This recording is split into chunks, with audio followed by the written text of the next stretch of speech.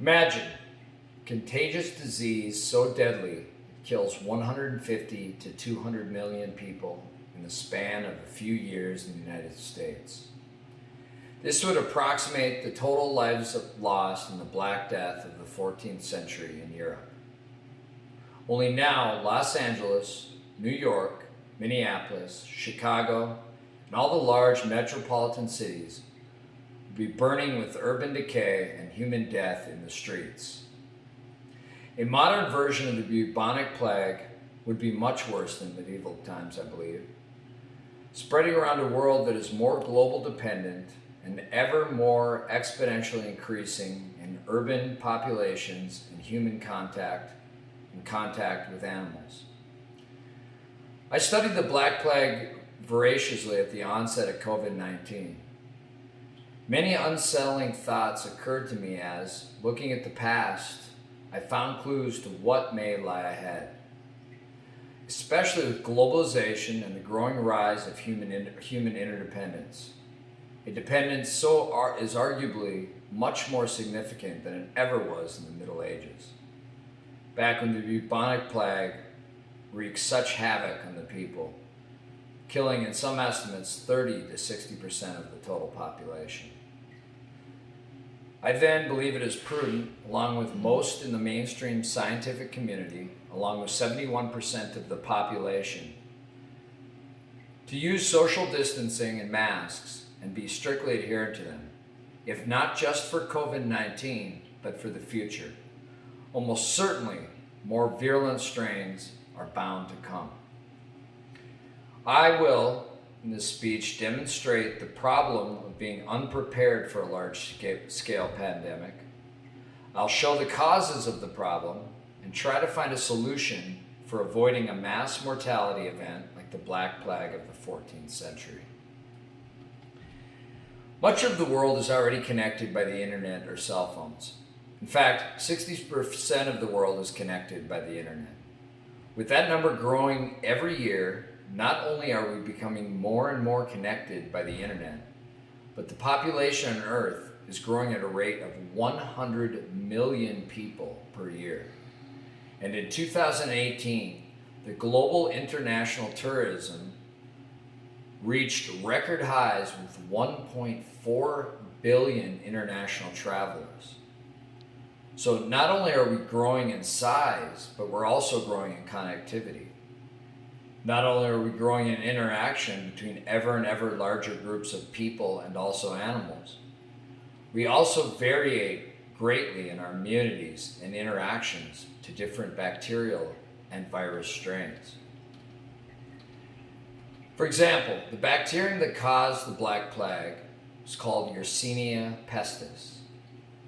It came from a much less deadly strain called Y. pseudotuberculosis, which had existed for 5,000 to 10,000 years before this.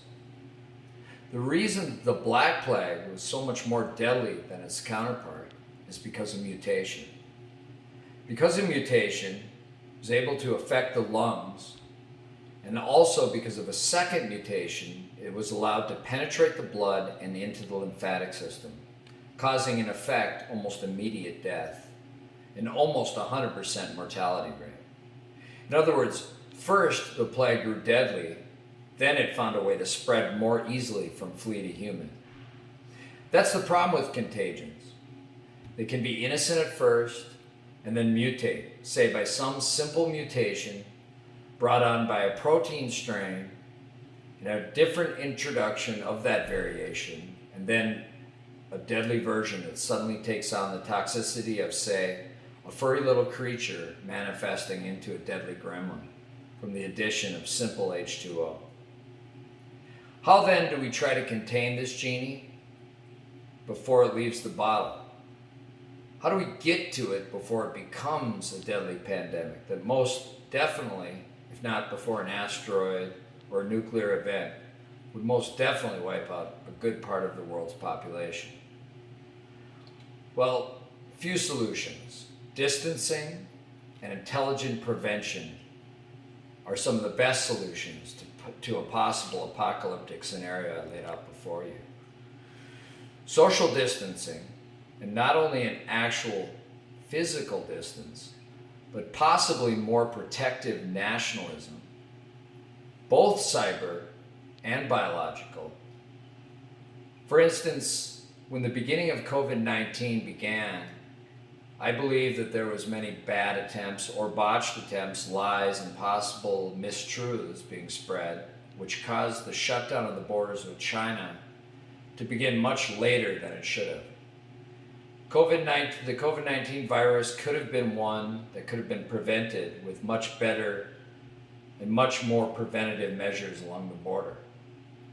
If China would have disclosed more of itself and been more open and transparent with the disease and how it had proliferated throughout its country, I think we would have been much safer as a resolution.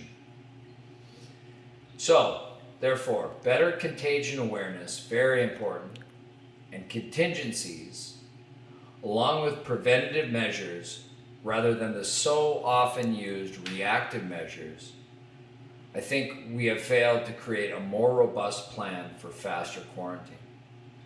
A more reactive plan instead of preventative plan, which is typical of, I believe, the modern era. We should have been more aware, especially of at-risk groups. For instance, the older people and those with underlying conditions, the ones that should have had a protocol to be isolated and protected almost immediately, knowing that their compromised immune systems left them within an inch of dying. Healthcare also could concentrate on preventative and natural immune system building medicine, rather than the reactive and medicine-based treatment that we so often flee towards now. We need to find ways to socially distance ourselves, both physically and possibly nationally, from each other, and strengthen our immune systems naturally and organically. Some would say the extreme response to COVID-19 is but a wake-up call to the benefits of separation and healthy living. Because let's face it, driving around Disneyland on a scooter with a sugary big gulp is no way to live a life. Thank you.